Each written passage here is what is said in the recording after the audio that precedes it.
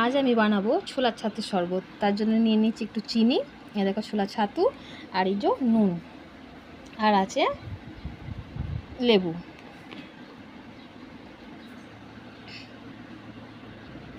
জল নিয়ে নিব।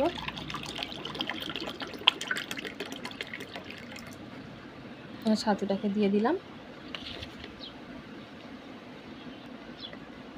একটু নাড়াচাড়া করে ঘেঁটে নিই, জলের সাথে মিক্স করে নিই। এবার দিয়ে দেবো চিনি,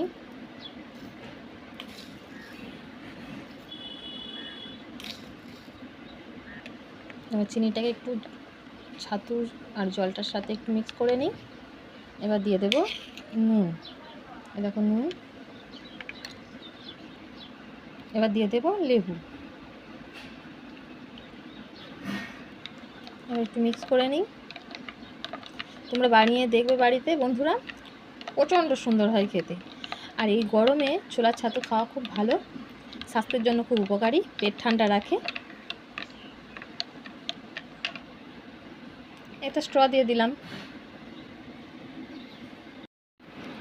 এই দেখো, এবার এই বেড়ে যাওয়া লেবুটা দিয়ে একটু সাজিয়ে দিলাম গ্লাসটাকে।